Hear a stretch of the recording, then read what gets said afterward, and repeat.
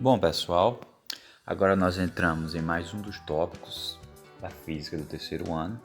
Dessa vez a gente não está mais na eletrostática, a gente já parte para outro ramo dentro do eletromagnetismo que a gente chama de eletrodinâmica, né? E para início de conversa, a eletrodinâmica traz para a gente o conceito de corrente elétrica, que é um conceito, na verdade, usual no nosso dia a dia, mas que na física ela significa algo bem específico e é isso que a gente vai ver a partir de agora.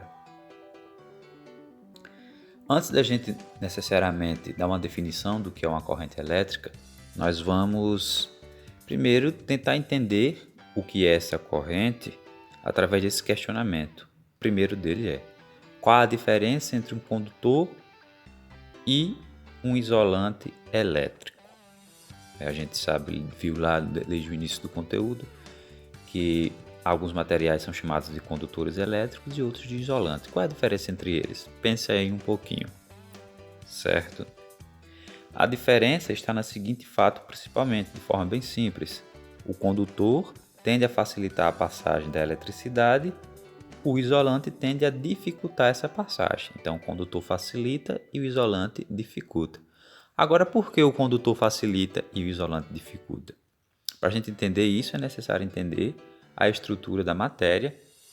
A gente já viu isso mais de uma vez, de que a matéria é formada por átomos. Lembramos que aqui nós temos um modelo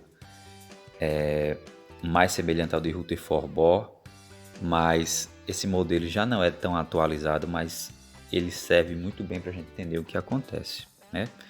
Nós temos aqui um átomo de alumínio, e esse átomo de alumínio ele possui aqui na sua camada mais exterior, que a gente chama de camada de valência, três elétrons. Esses elétrons eles estão ligados ao núcleo também, assim como todos os outros. A única diferença é que esses que estão mais longe, a ligação com o núcleo é fraca. Então ele pode se soltar desse átomo, vamos falar assim, de maneira mais fácil. Então o que é que ocorre com um condutor, os átomos de um condutor? Os elétrons da camada de valência de um condutor estão fracamente ligados ao núcleo dos átomos que os compõem, como a gente viu. Assim, eles podem se mover com mais facilidade por entre o material condutor. Tais elétrons são chamados de elétrons livres. Então a gente vê aqui que esses elétrons, já que eles estão com a ligação mais fraca, eles podem se soltar de maneira mais fácil.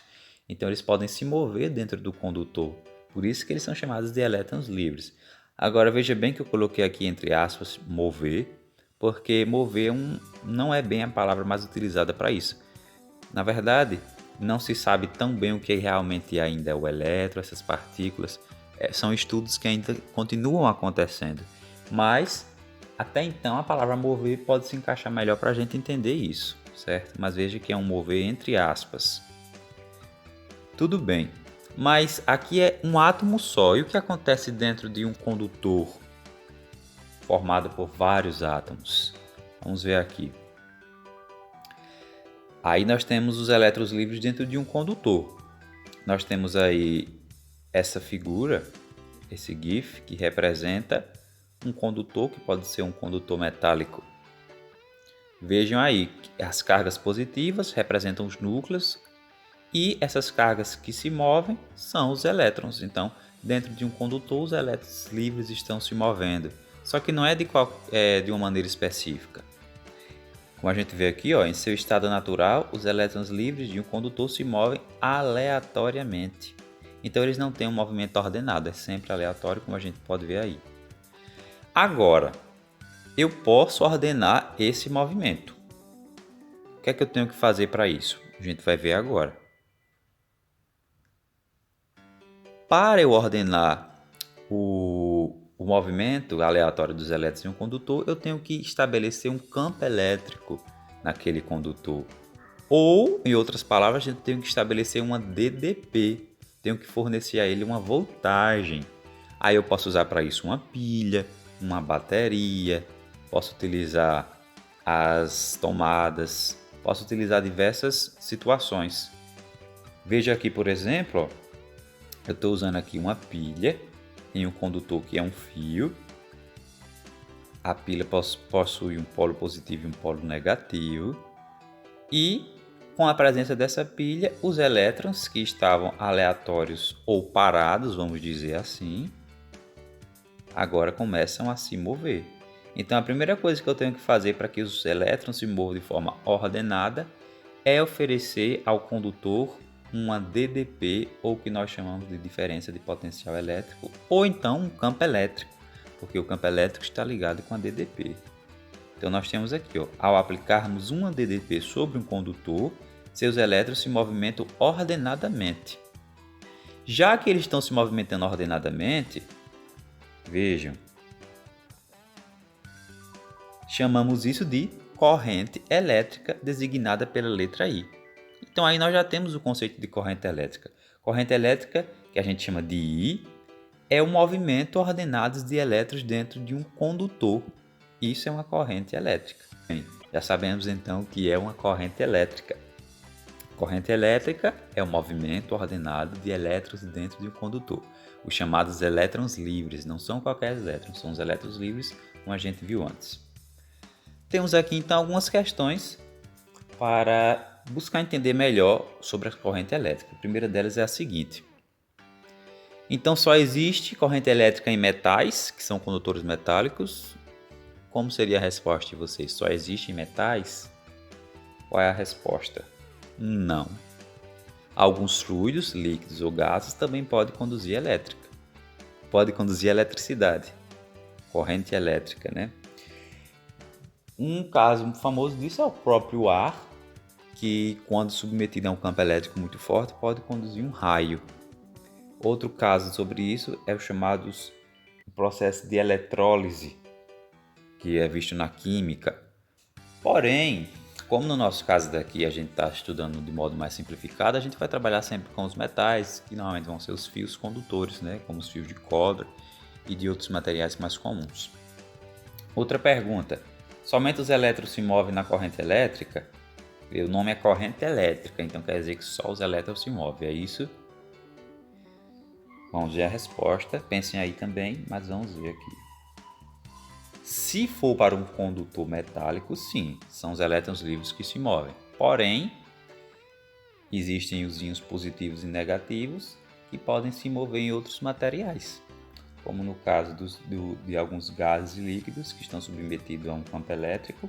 Eles podem ocorrer o processo de ionização e os íons positivos ou negativos eles podem se mover.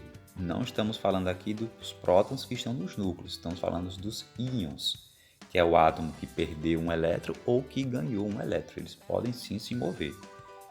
Mas vamos relembrar mais uma vez que, como nós estamos estudando de forma simplificada os condutores metálicos, a gente vai considerar que sempre quem está se movendo são os elétrons livres, certo? É uma corrente de elétrons. E no geral, tanto os elétrons como os íons podem ser chamados de portadores de carga. Quando falar em portador de carga, em algum momento já sabe que está falando dos elétrons, dos íons que se movem dentro de uma corrente elétrica. Outra coisa que a gente precisa entender é sobre o sentido da corrente elétrica. No condutor metálico, a corrente se move do polo positivo para o negativo ou do negativo para o positivo. Vamos analisar aqui e entender como se move. Então aqui eu tenho um condutor metálico. Esse condutor metálico que eu estou falando é este fio que está aqui por fora. E para que haja uma corrente passando por esse fio é necessário estabelecer uma DDP. Por isso que eu coloquei aqui uma pilha. Ela vai fornecer uma voltagem a esse condutor, certo? Lembramos que o polo positivo está aqui e o polo negativo está aqui. A pergunta é: os elétrons saem do polo positivo e vêm até o polo negativo, ou ele vem do negativo e chega no polo positivo? Qual seria a resposta de vocês? Pensem aí. Bom, a resposta é a seguinte. Vamos analisar e entender, né? A gente tem que pensar assim, ó. O elétron, como a gente já viu, ele tende a ir em direção contrária ao campo elétrico. Ou em termos de potencial, ele sai do potencial menor para o potencial maior. E a gente já viu que o negativo tem um potencial menor do que o positivo. Então o elétron ele tende a sair do polo negativo para ir para o polo positivo. Então a gente estabelece da seguinte maneira: o sentido da corrente é determinado pelo sentido do campo elétrico, do positivo para o negativo. O campo elétrico é assim, do positivo para o negativo. Só que as cargas negativas se movimentam em sentido contrário ao campo.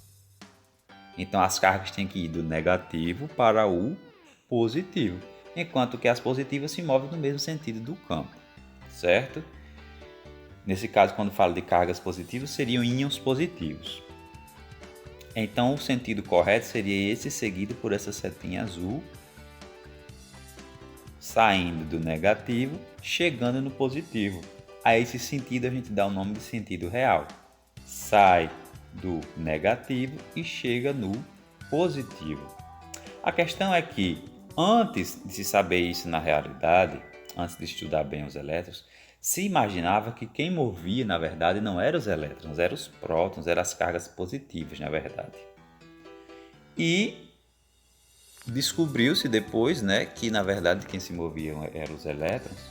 Porém, toda a matemática, toda a formulação teórica com respeito à eletricidade já tinha sido feito pensando-se no movimento das cargas positivas. Então, até hoje em dia, se trabalha como quem se move são as cargas positivas. E o movimento positivo é esse daqui, saindo do polo positivo e chegando no polo negativo. A esse sentido a gente dá o nome de sentido convencional. Então, existe o sentido real e o sentido convencional. Por padrão, os livros didáticos ele adotam o sentido convencional, que foi o sentido utilizado para descobrir as questões teóricas e matemáticas com relação ao estudo da corrente elétrica, Mas é bom ter em mente que na verdade a corrente se sai do polo negativo para o positivo, certo? Esse é o sentido real e esse é o sentido convencional. E como foi dito antes, outra maneira de entender sobre isso é entendendo a partir do conceito de potencial elétrico, que as cargas negativas se deslocam do menor potencial para o maior potencial e as positivas fazem o inverso.